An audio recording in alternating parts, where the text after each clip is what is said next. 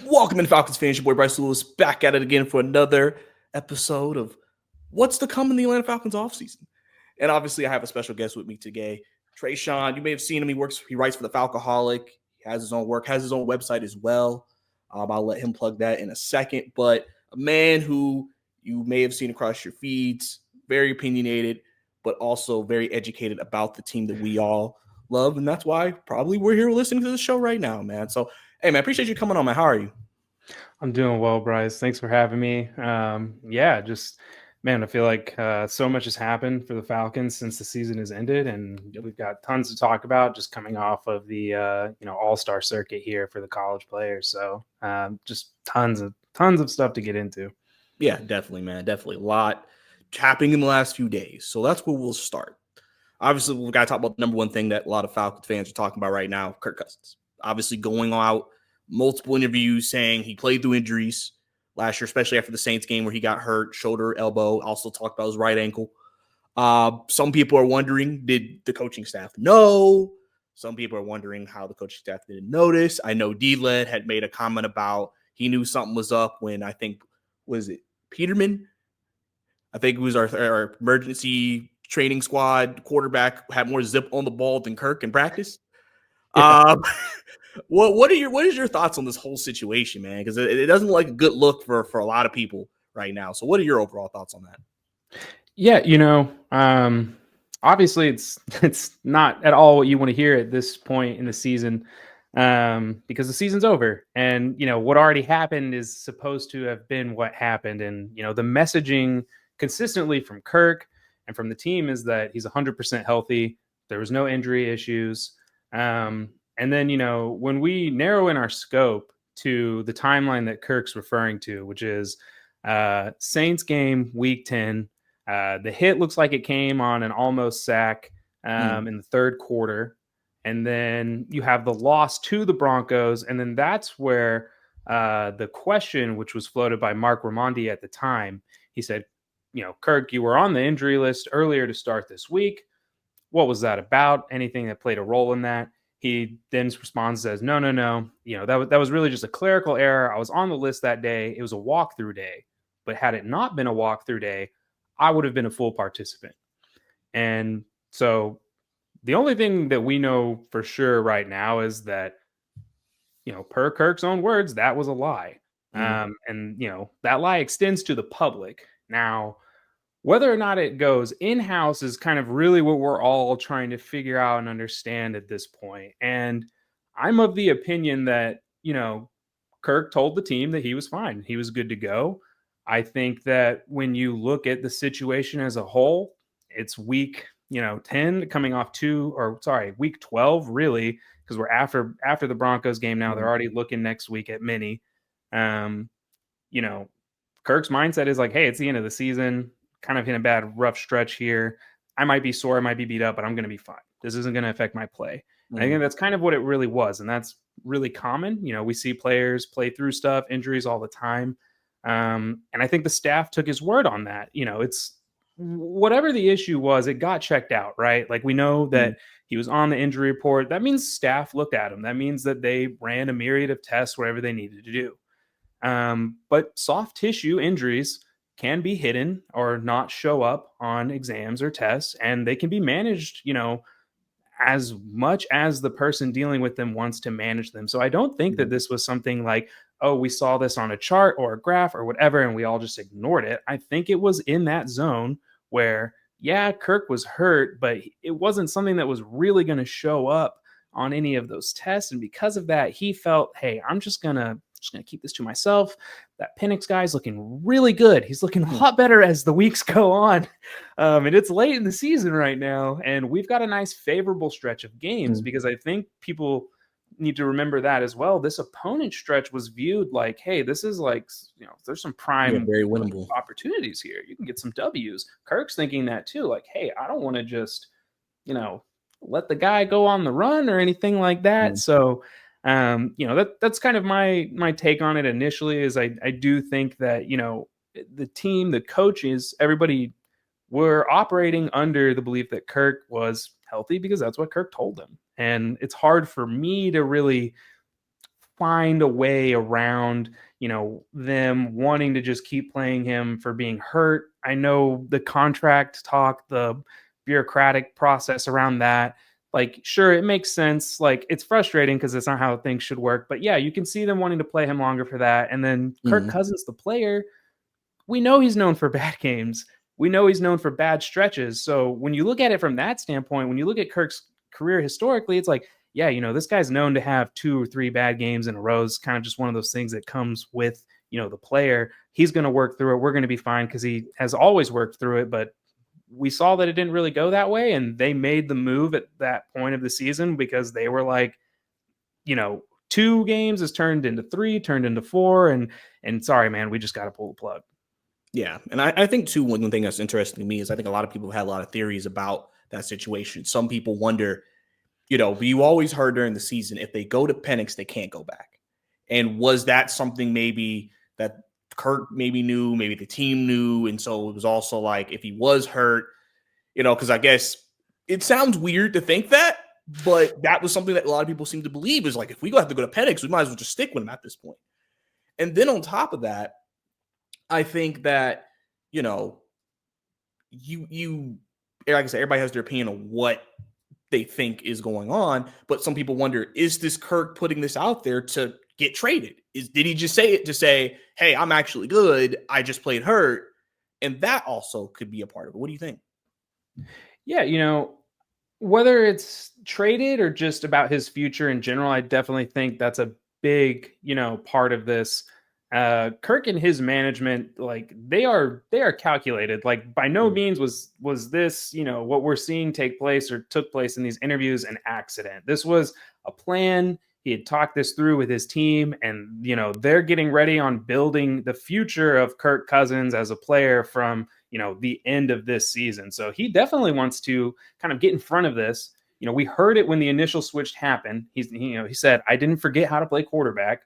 And then now we're hearing, this new message, which is what really supports that line of I didn't forget how to play, because Raheem and the team had kind of come out and we're like, hey, like the decision making hasn't been good. That's really why we have to pull the plug on this thing finally. And then so now Kirk's coming back from his angle, like, well, it really wasn't the decision making, is my arm. I had a bad arm. So the arm's all good now. It's going to be good by the time, I need it to be ready for next season.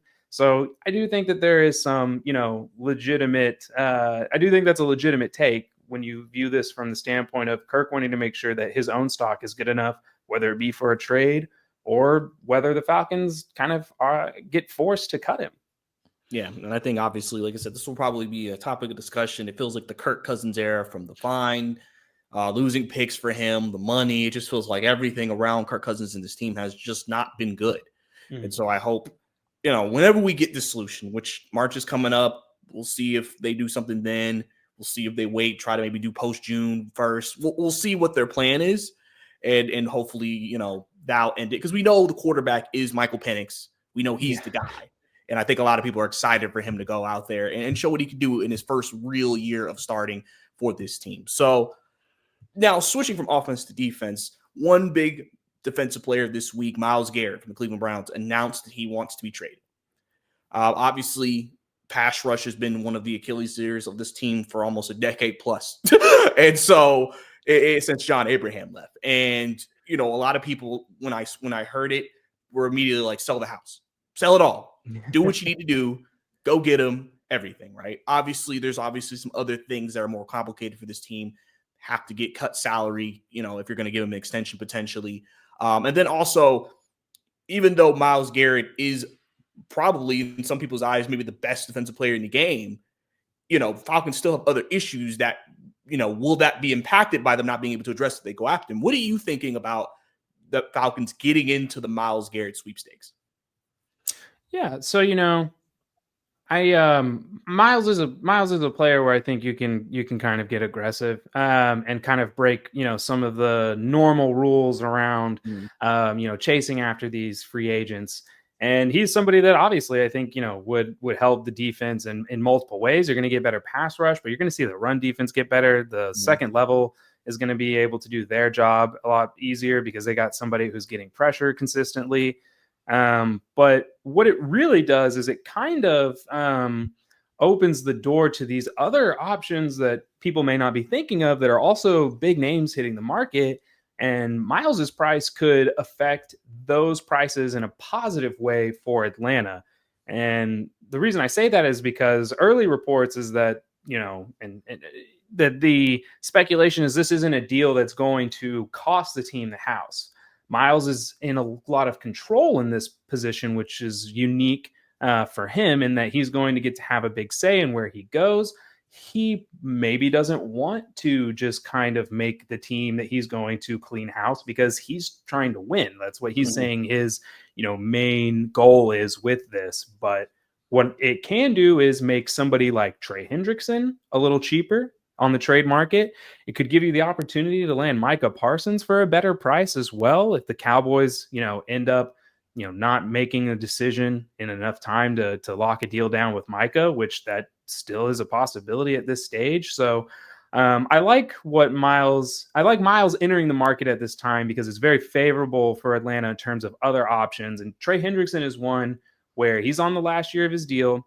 The Bengals were already in a tough position in terms of getting a big return just because that he's only got one contract year left. So team was already going to kind of be in a decent spot to get him for, I think, a reasonable price for a player of that caliber. But if Myles Garrett comes off the market, at an affordable price, then what that really does, unfortunately for those guys, is it will then affect their market price as well and could allow Atlanta to swoop in and still add another really good player and then focus on the other issues that exist that you mentioned.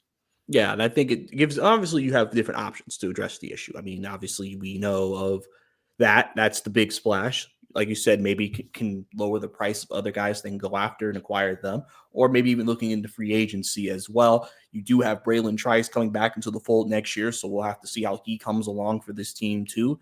And Ardo Mbeketi had a strong year as well, so I think some people feel like, all right, you just add that one maybe alpha pass rusher, as I've seen it called, that could really maybe unlock some things for this team. Now, another veteran who has just been put on the trade market back on the offensive end is Cooper Kupp. I've seen some Falcons fans float out there. Listen, Rams seem willing to pay some salary. I mean, people are like, so he'll probably be your slot upgrade over Ray McLeod. What are you thinking about that? What are you someone who would like make a call and see if that's something we can do, or are you kind of want to look somewhere else in terms of maybe if you wanted to upgrade that slot receiver? So for those comparing the Falcons offense and kind of roster to the Rams roster and the players they have, the person that Ray McLeod and the role that he's filling is the Tutu Atwell role, which is the other slot receiver, the one that does the bit more of the gadgety kind of work, the end arounds and stuff like that. The role that Kupp fills is kind of what's, he's really carved this out, but it's the power slot role. And that's what Drake London does. Drake London had career numbers in the power slot role this year. It's kind of where he was able to dominate and feast. The person that they would sometimes, alter out with that spot would be Kyle Pitts. They used Pitts a lot more inline this year, though. So really, it was just kind of dominated by Drake. So the first thing I have to think of is, how much do you want Drake on the inside or pushing him back towards the outside? I think the Falcons really enjoyed and got a lot of good production out of him. And so what I think would really complement this wide receiving corp would be a true outside receiver that's really going to be able to live there full time. And then you have Drake, who's kind of able to operate in and out as both. Now, what the Rams also do, because they do have this, is they have Puka. And so Puka kind of fills that role that Kupp fills, where he's like a power slot. He's got inside out ability. And they're able to do a really good job kind of mixing up those reps and looks with the two of them. So you could see a, lighter, Puka-esque kind of package if they were to bring Kupp in, let him get like maybe, the 30% of those power slot snaps when Drake's in there 70% of the time. I don't know if I'm comfortable trading any assets for Cooper. He's a great player, and obviously he's somebody where, we don't really have to worry about what he brings to the table or anything like that. But the age and the health concerns are, legitimate factors to calculate, into this equation. he's somebody where if he ends up hitting the market and they're not able to find a trade partner, I would definitely be very enticed by the idea of bringing him in, just because I do think at the end of the day, he's going to help and he's going to be, somebody that can legitimately fill the role that Drake does when we want to move Drake around the field into other spots. Yeah, that's a really good way to put it. I think, Drake does play a lot from that slot, that power slot role. And so it's not really a need, obviously. And obviously, it's a great way that you kind of explained how Ray was used.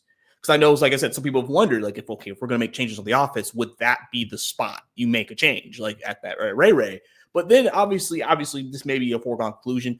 We don't know with Rondale Moore coming back this offseason if they're still he's in the plans, because I know they originally wanted him to be that spot. So we'll have to see what happens. But obviously last week you had a great opportunity to go down to Birmingham, to the Senior Bowl, and see some of the new talent coming into the league, man. And first, I just want to ask you, how was that experience? Yeah, the experience was great. I was really lucky. I was able to be at the Shrine Bowl as well in Dallas. So got to kind of hit up both of the all-star circuits, meet a lot of great people. Was able to talk to Marquise Williams, our special teams coordinator, for like a solid 20 minutes after the East practice. Was really happy that he, first shutout in the East-West Shrine Bowl since like 1969. So it was awesome to see. And yeah, just being in Mobile is always great atmosphere. It's kind of training camp-esque. You're really getting to just kind of see all these different guys get moved around and kind of, showcase their abilities in different positions that they maybe didn't really play, in college, but that the league kind of used them as moving forward. And it's always great running into the Falcons guys. Ran into Aaron Freeman over at Locked On. He was down there doing great coverage work as well. Kevin Knight, my coworker at the Falcoholic. So it's always a great time. Yeah, definitely. It's one of those things where, like I said, you're able to kind of get a, scout's eye of some of the new talent coming into the league. So first thing I want to ask you is, out of the two, was there any player to you that stood out that maybe wasn't on your radar, or maybe you just didn't know a lot about, that kind of stood out to you? It was like, he could be a guy. He's someone to keep an eye on. Yeah. I would say that the University of Texas edge, Baron Sorrell, he really stood out to me. Was not somebody I was super familiar with. He was a very productive college edge, but he had some really nice reps, a very consistent player throughout the cycle. He was down there at the Senior Bowl. And then on the Shrine Bowl side of things, Memphis linebacker Chandler Martin, he was somebody that really stood out to me as well. He was, spark plug guy. He had some crazy plays that he was making there, at a really nice interception. So it was just somebody who I thought was really bringing the juice during practice the entire time. And yeah, I mean, Elijah Huzzy, good slot corner from University of North Carolina. That was probably the person for me that personally like stood out the most, that I wasn't really as familiar with, who I've really enjoyed more as I've dug into his film. Okay. So, I mean, listen, these are guys we never know. I'm assuming, made themselves some money. And like I said, could be on the radar for sure. And so, I do want to bring up one guy who has been a big conversational topic. You saw him in, I believe, Mobile, Mike Green from Marshall. Right. A guy who, from what I hear when scouts talk about him, because he went to Marshall, there's that he didn't play against the greatest talent, but the production is there. And so then it's like, okay, what do you see on film? What do you see on tape? What did you see from him? Because some people are looking at, if the Falcons do draft at that spot, could he fall to that spot? Is he going to go? Is he someone who maybe expect to be drafted later? What is your overall take of him as a prospect after seeing him in person? Yeah. So the first thing I would say is that he matches up with all the athletes and prospects from the big schools. That was at no point did you feel like this guy played at a smaller school, or not a true D1, or however people want to view the Sun Belt or what have you. So he was somebody immediately where he looked the part and he played the part. He was really you saw the speed and elusive moves. He's very bendy around the corner. but you started to see speed to power. And so that's where a lot of my questions, and I think people who've really been looking at his film closely, come from is, okay, we know he can do the speed stuff. Is he going to be able to handle, NFL offensive line strength at the point of attack when he has to play the run or when he has to work a different move? Because some guys are really good at playing those speed moves. They understand the counters. They're good hand fighters. So you can't always just kind of lean into the speed bag. You got to be able to go speed to power. And we were able to see him do that. And when I look at his film, and we haven't seen the combine numbers, but I'm comfortable saying that this is a top 25 prospect. And I'm also comfortable saying that I think even with really good test numbers, that he has a really good chance of being there at 15 for the Falcons.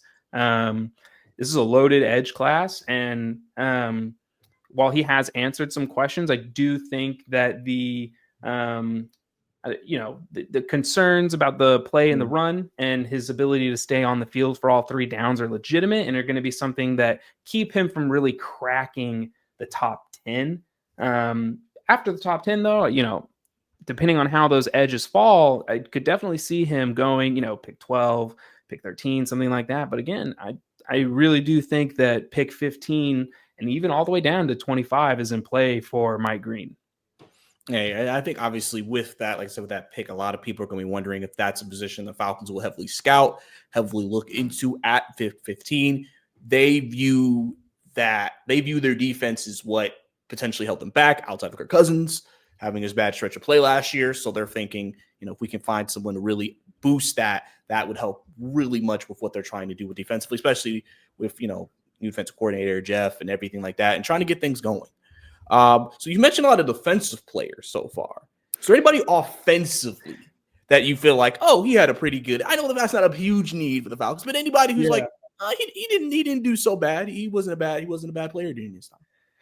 Yeah. So, if I did look at one or two while I was down there, just to get an idea, because they're going to be looking at receivers, I think. So, LeJohntay Wester out of Colorado, he was the Colorado receiver that really intrigued me the most.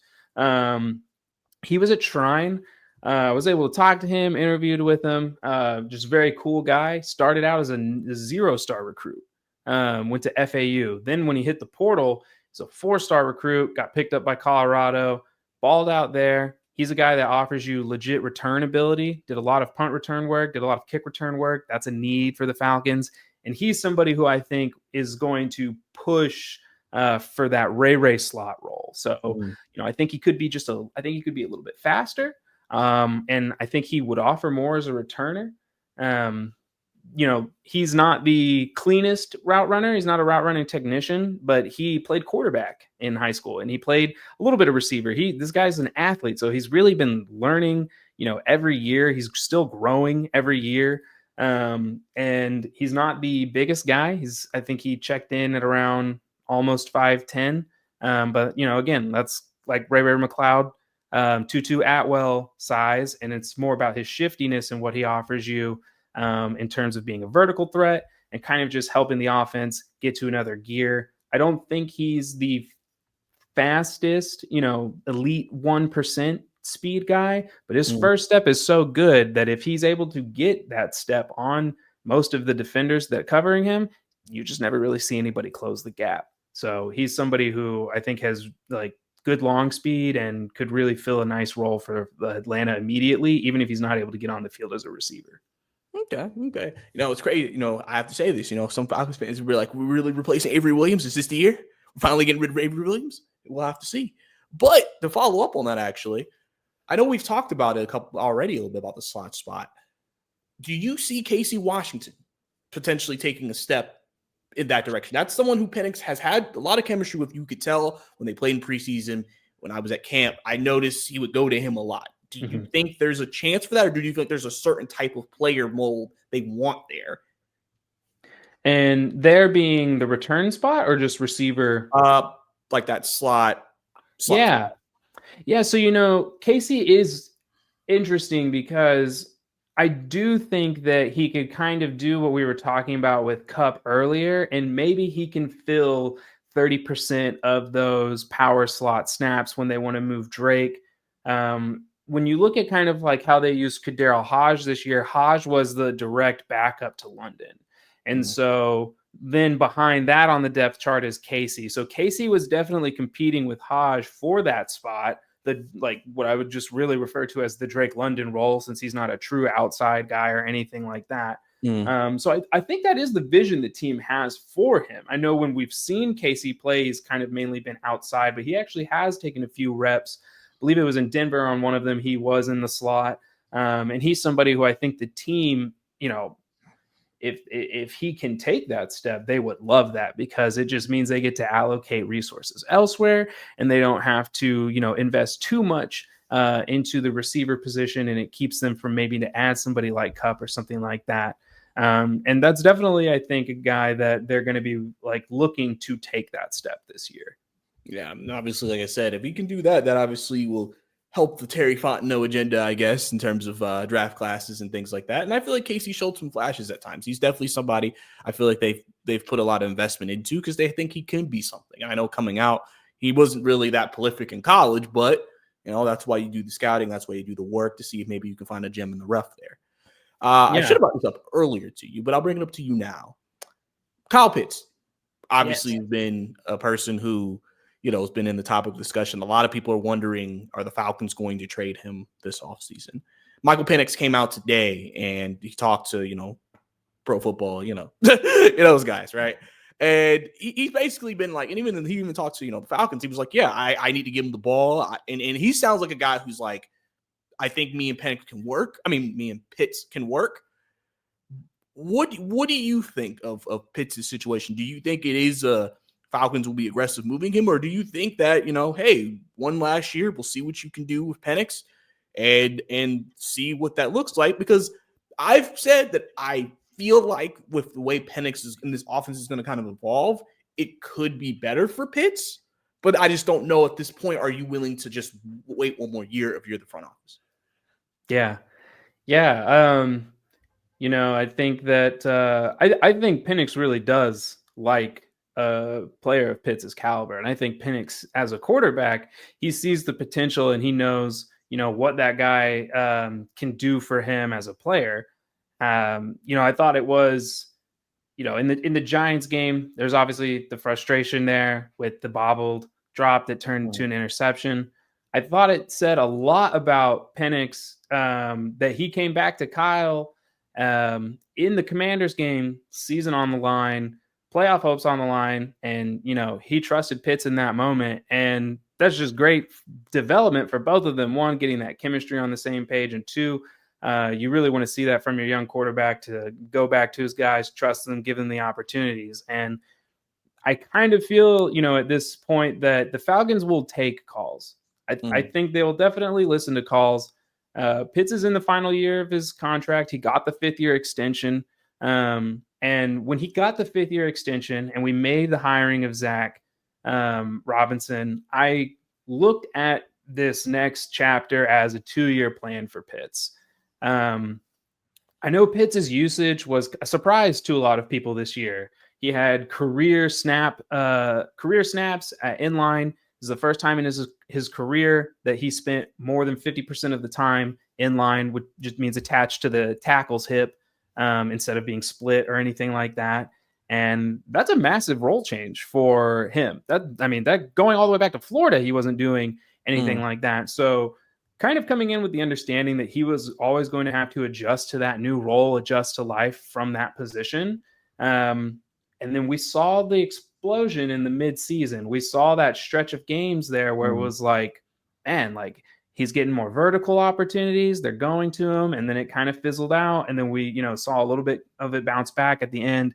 And when you think about how limited they are for assets, if Pitts goes out, you have to bring a tight end in. Tight end immediately becomes a need. So do you want to get rid of a player and then spend some form of an asset on replacing that player? And, you know, regardless of whatever, you know, people think about Kyle Pitts, Pitts is a, you know, one of one in terms of an athlete and the things that he's able to do. And I know that we want those things to be done more consistently. But we also have to realize, like, this is going to be his 5th different quarterback. He's had more quarterbacks than anybody else on the team. Mm-hmm. He spent 2 years recovering from knee injuries. And this was the first year where you saw Pitts separating again. Like, you saw him running, down the field past the defense. And it just feels like after all this time of working towards getting him back to this place, it would be difficult to let go. But at the same time, it feels like this could be the first time they get some decent offers that, maybe it's too difficult to turn down in the situation where you need cap and you need an extra pick or want an extra pick, even if you have to spend it at the tight end position. Yeah. And so, I think it'll be something that will be interesting. I mean, we've already seen teams connected to Pitts this offseason as well. So we've already started the rumors early, how the offseason circuit goes. And so I think it'll be interesting to see what the Falcons decide to go in that direction. It's like when they go through the assessment of, okay, when we're freeing up cap, should be the players we should look at letting go? And is Pitts going to be one of those guys? Obviously, you want to make sure you want to give your quarterback every chance to succeed with the talent around him. And, like I said, I think they expect the offense to be a strength. I think people feel like the offensive explosion is there. So with Penix at the whelm. So we'll have to see how that goes, man. But Tre'shon, I appreciate you coming on to the show, man. Let people know where they can find you. Yeah, you guys can find me at the Falcoholic, always putting out work there. Just threw up my own website not too long ago, Tre'shon.io.